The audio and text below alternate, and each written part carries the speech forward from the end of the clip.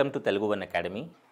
Today we'll discuss various constitutional bodies, non-constitutional bodies, statutory bodies, regulatory bodies, and what are the difference between constitutional bodies, statutory and regulatory bodies. So we know we have an administrative structure. We have three main organs of the government. As we know, those three organs are the legislature, the executive and the judiciary. So all these three organs of the government will function independently. Though they are integrated, but they function independently without any interference among each other. So we also have certain constitutional offices which helps in delivery of services or running of the administrative machinery. We call this as the governance. So in the process of democracy, in the process of governance, we should have many such agencies which function their responsibilities, which do the duties within their domain. So here when we say constitutional bodies, these constitutional bodies are created by the Constitution, established by the Constitution. Their responsibilities and functions are mentioned in the Constitution. Their duties are mentioned in the Constitution. So every provision of such constitutional bodies have a detail in the Constitution. Because they are created by the Constitution, they are under some article. Because they are created by the Constitution, we call them as constitutional bodies. Here there is a difference between constitutional bodies and statutory bodies. So when we say statutory bodies, they are not created by the Constitution. They are not mentioned in the Constitution. They do not have any article. Here when we say statutory bodies are such bodies which are created by the legislature. That is, the central statutory bodies or the union statutory bodies are created by the parliament. So a bill is passed in the parliament. If such bill gets passed by both the houses of the parliament and if there is a presidential assent for that, these bodies are deemed to be created by the parliament. So there is a difference. There is a difference between constitutional bodies and statutory bodies. Constitutional bodies are established by the Constitution and statutory bodies are created by the parliament. We also have a third kind of agencies or bodies. We call them as executive bodies. These bodies are neither created by the Constitution nor created by the legislature. They are created or they are established by the executive. When we say executive, the cabinet is the highest executive body. The cabinet is the highest executive body. As we know, the cabinet is a important group in the Council of Ministers. We have a Council of Ministers headed by the Prime Minister, and Council of Ministers is the real executive. When we say President is the de jure executive, but Council of Ministers headed by the President is the real executive. So we have three distinctions in these bodies. One is constitutional body created by the Constitution. All those functions, responsibilities, duties are mentioned in the Constitution. We have a statutory body where such bodies are created by the Act, that is by the Parliament. And we have executive bodies which are created by the executive action, that is the resolution or the action of the cabinet. We also have few other bodies, that is regulatory body. So we will be just giving an example what kind of bodies we have. When we say constitutional bodies, important constitutional bodies are like we have Election Commission of India, we have Union Public Service Commission, we have Comptroller and Auditor General, we have Attorney General, so Finance Commission. interstate council, these are constitutional bodies. These are created by the constitution and their powers, functions are mentioned in the constitution. We have other bodies also, like we have statutory bodies, that is they are created by the act of parliament. So, National Human Rights Commission, National Commission for Women, National Commissions for Children. So, all these bodies are created by the parliament. We also have other bodies which are created by the executive action, that is by the cabinet. Such bodies like we have Niti Aayog, we have and National Development Council. So, these bodies are created by the resolution or by the cabinet actions. So, just let us get into the details. What are the constitutional bodies? So, constitutional bodies which are created by the constitution, they are mentioned in the constitution. So, they derive their powers by the constitution. So, the powers of these bodies are in the constitution. So, constitution has such powers. So, constitutional bodies, when we say constitutional bodies, they have authorities mentioned in the Constitution of India. They are created by the constitution, they are mentioned in some part of the constitution with some article. For example, when we say Election Commission of India, it is a constitutional body. So, Election Commission of India, ECI, is mentioned in part 15 of the constitution. Election Commission of India, we will get into the details again. Election Commission of India is a very important constitutional body which conducts elections for President, Vice President, Lok Sabha, Rajya Sabha and various assemblies of the state also. So, Election Commission of India under part 15 of the constitution mentioned under article 324. So, when we say constitutional bodies, somewhere these constitutional bodies are mentioned in different parts of the constitution having a article. So, the significance of such constitutional bodies are they function very independently. They do not work under any pressure of the government, because as we know, every organ of the government, be it legislature, be it executive or judiciary, all these three organs of the government derive their power from the constitution, because constitution is the supreme authority, supreme source of the power. And as we know, in our system of the government, parliamentary system of the government, we have division of powers. Powers are divided between these three organs, and the constitution forms the source for all these organs. Because these constitutional bodies are mentioned in the constitution, obviously they derive their power from the constitution and they are independent from the organs of the government. Though every organ or every agency work in coordination with all the three organs of the government for a successful running of the government machinery, but they derive their powers are mentioned in the constitution. So, source of power is mentioned in the constitution. Though the constitution also sometimes mentions that the parliament has the power to keep changes or make changes in the provisions of this constitution, because we know that is the parliament, ultimate authority is the parliament which could amend the provisions of the constitution.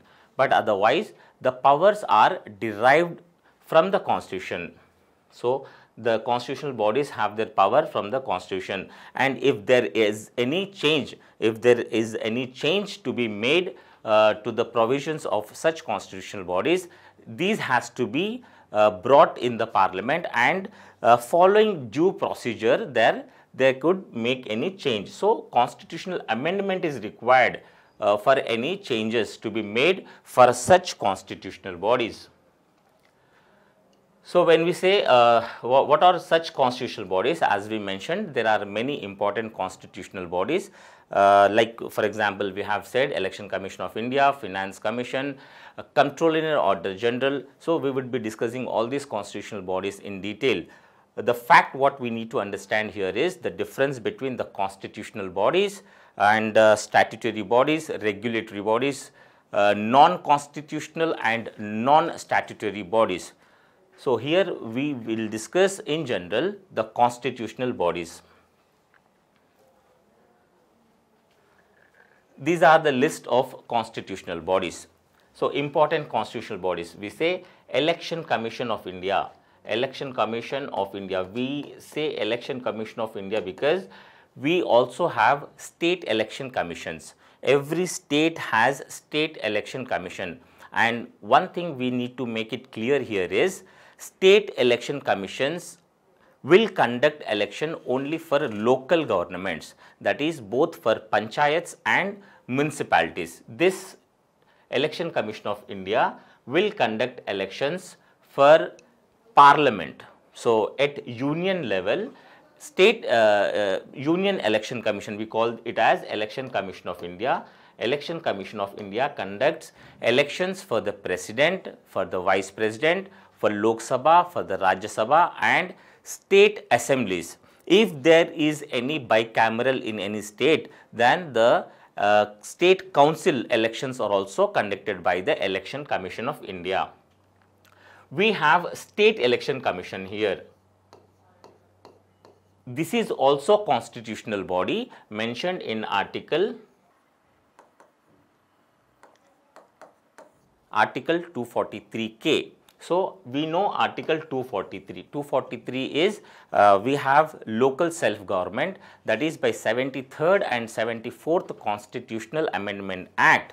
We have brought this Article 243, and to conduct elections at grassroots level, that is local government, we have created a State Election Commission which is exclusively dedicated to conduct elections, to supervise the elections of local self-government, that is panchayats and municipalities.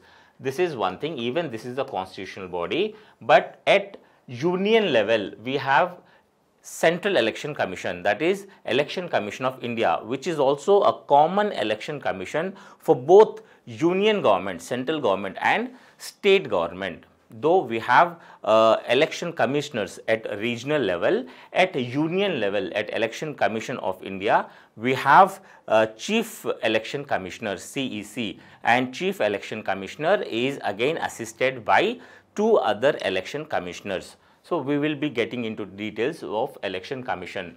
This is very important constitutional body which strengthens the democracy of the nation, because elections are the backbone of any democratic country, because we have adult franchise. Any person who have crossed 18 years of age is eligible to vote. So important functions of Election Commission is to enroll all the eligible voters and to prepare the electoral rolls.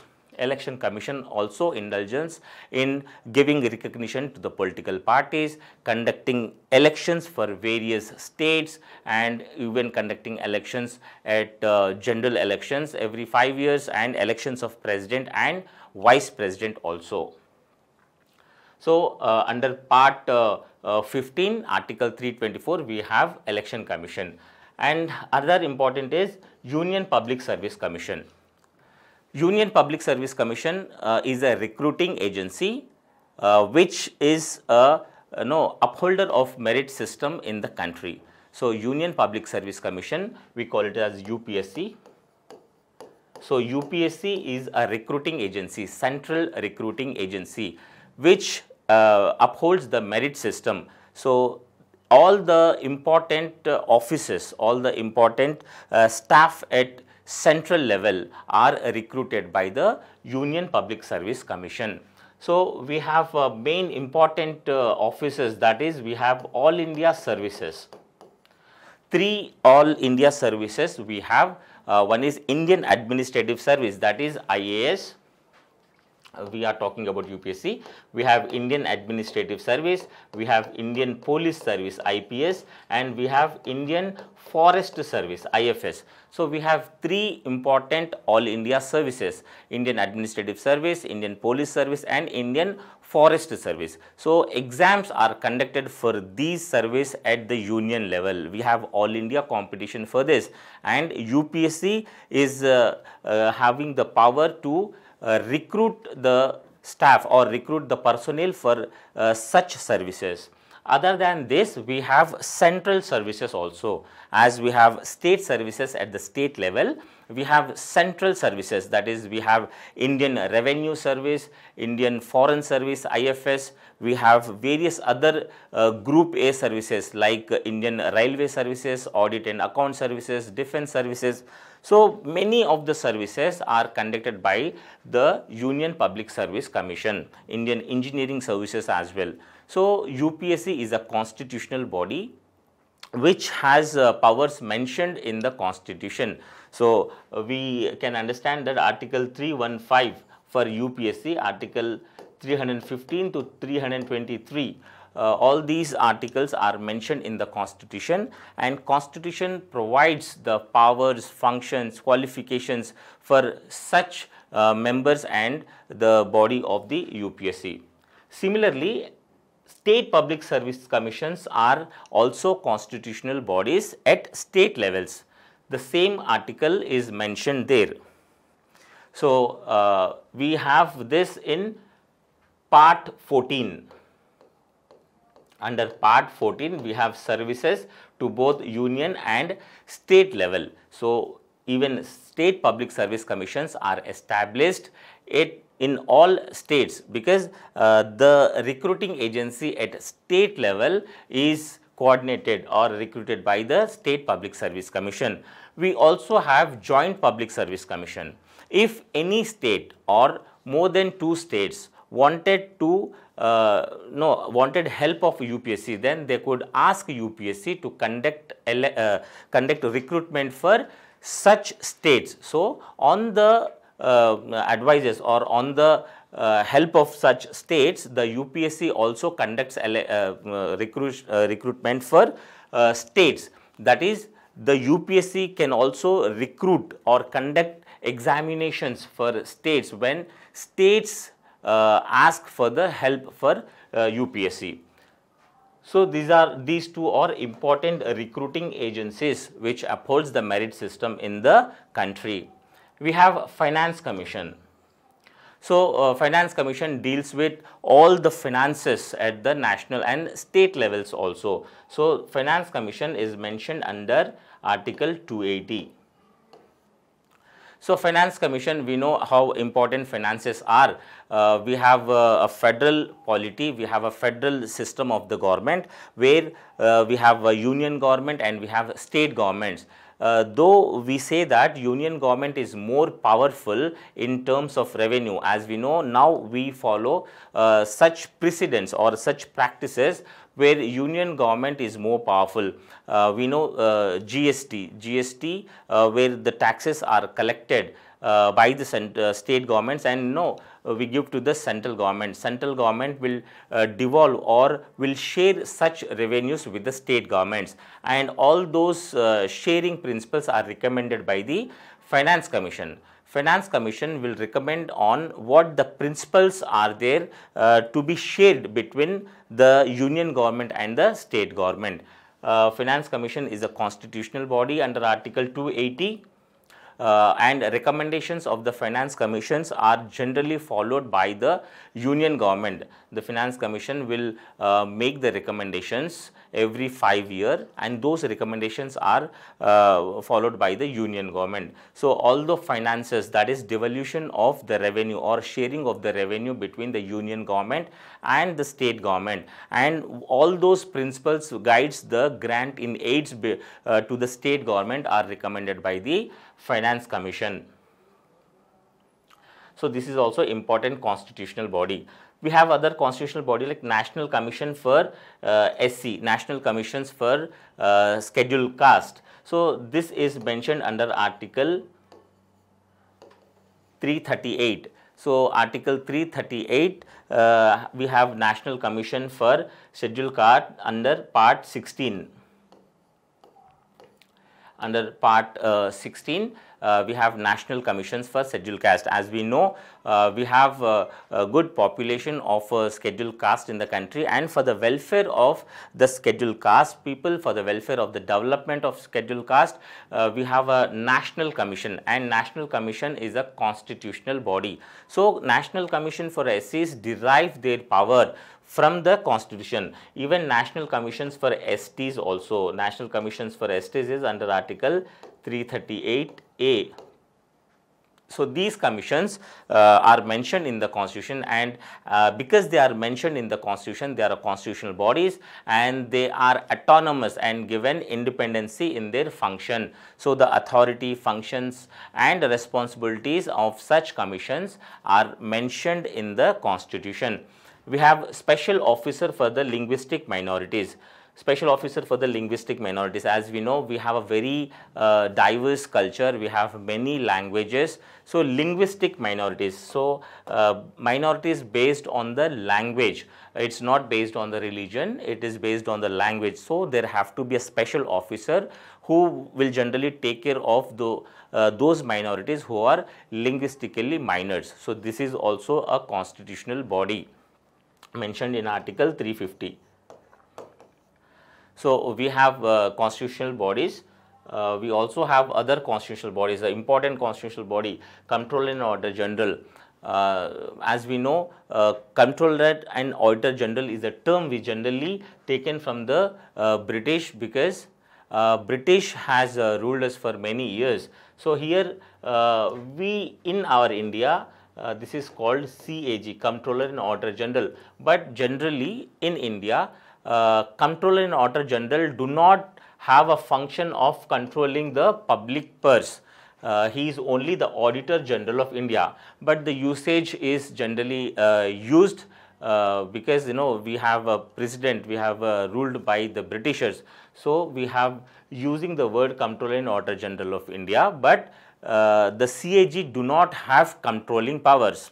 In Britain, the CAG, that is Comptroller and Auditor General of Britain, will have authority on public purse also. That is, the expenditure of the money is also controlled by the CAG. But we do not have controlling power. Auditor General of India will audit the accounts of both state and union government. So CAG is mentioned under article 148. It's a very important constitutional body. As the expenditure part is not under the control of the CAG, but CAG will audit. Once the expenditure is happened, the CAG will audit such expenditures. That is, the CAG will look after or ensure the credibility of such expenditure. The expenditure which is spent on such programs are obvious or not, that is determined by the CAG, very important constitutional body. We have Attorney General of India. Attorney General of India is a person who generally represents the government in the cases, that is the union government in the cases or in any legal representation. The Attorney General of India represents in front of Supreme Court or High Courts. That is, he is a legal authority who would generally represent the government in any legal matters. So Attorney General of India is at union level and Advocate General is at state level. So Attorney General of India, we have this constitutional body under Article 76, and Advocate General of State, this is under Article 165. So these both are legal dignitaries who represents the government in any legal matters. Even the government will take advice of these legal luminaries in matters of any legal things. So these are few of the important constitutional bodies mentioned in the constitution. And again, we would like to say that constitutional bodies derive their power directly from the constitution. They are autonomous in their nature, they are independent, and any interference in the powers, functions of these constitutional bodies needs a constitutional amendment.